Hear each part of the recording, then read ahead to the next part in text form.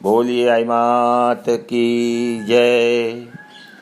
जैसा कि सबको पता ही है, आई माता जी संवत 1521 में बिलाड़ा पधारे और संवत 1561 में अपने आप को ज्योति में विलीन किया।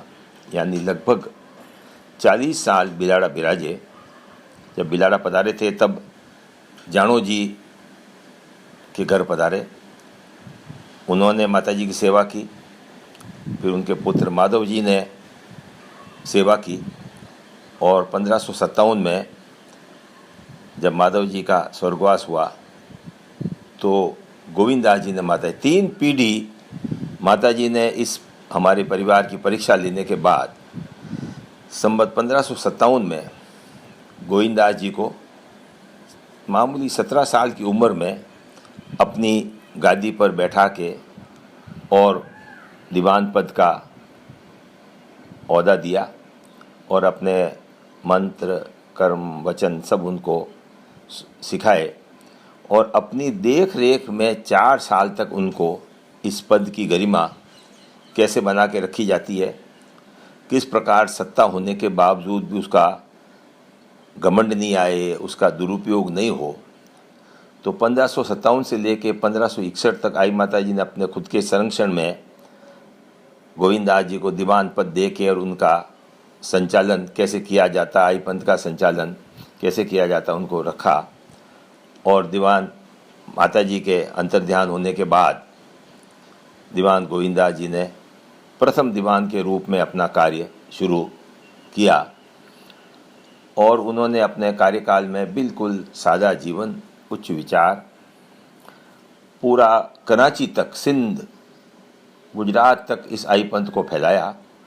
और जैसा आई आनंद विलास में आता है कि जब हुमायूं हार के और ईरान जा रहा था तब उनको वहाँ के उमरकोट में गोविंददास जी के मिले। उसने आके नमस्कार किया।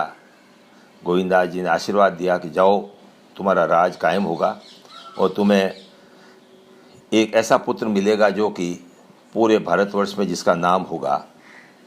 हुमायूं गया, ईरान से वापस आया, वापस आके शेर शाह सूरी के पुत्र को हराया और जब मृत्यु के पूर्व उसने अकबर को सारी बातें, जब क्योंकि उस टाइम वो सिर्फ 9 साल के ही थे, सारी बातें बताई। अकबर ने गादी नशीन होने के बाद गोविंददास जी को दिल्ली बुलाया, उनकी मान प्रतिष्ठा की, उनका मांगो। उनका साहब सब माई माता जी कृपा क्या मांग। तो उसने ताम्रपत्र किया, दीवान पद और चौधरी पद का उपाधि दी और कहा कि आई माता जी का नगाड़ा निशान पूरे भारतवर्ष में कहीं पर भी रोका नहीं जाएगा और पीढ़ी दर पीढ़ी वो हर क्षेत्र में बजेगा।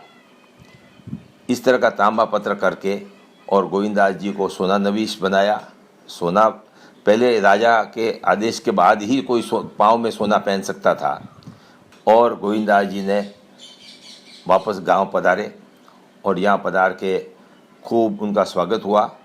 और गोविंददास जी पहले दीवान थे जिन्होंने दीवान पद परंपरा की नींव इस प्रकार डाली और इस मजबूती से डाली कि आने वाली पीढ़ी के लिए एक आदर्श बन गया। आने वाली पीढ़ी के लिए एक जैसे मार्गदर्शक आचार संहिता जिसको कह सकते हैं, वो एक बन गई जिससे धर्म का विस्तार हो सके, जिससे धर्म की पालना हो सके और धर्म के अंदर अंधविश्वास को बिल्कुल नहीं आने दिया। कोई चमत्कार नहीं, कोई टोना टोटका, कोई गुप्त पूजा, कुछ नहीं, सादा जीवन 11 नियमों पर सारा आधारित। तो इस तरह से अपन कुछ समय के लिए अपन ये जो मेरे पूर्व में 18 दीवान हुए हैं उनके जीवन में क्या कार्यकाल रहा और समाज की, सीरवी समाज की, आई पंथ की व्यवस्था को उन्होंने किस प्रकार संचालित करके एक दिशा निर्देश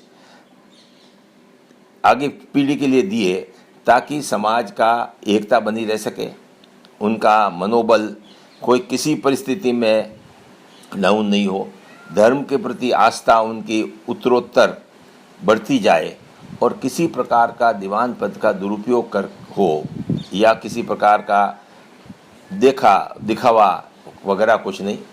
और उन्होंने एक नई पीढ़ी स्थापित की। सो आगे से अपन 18 जो दीवान हुए हैं मुझसे पूर्व, उसके बारे में अपन चर्चा करेंगे।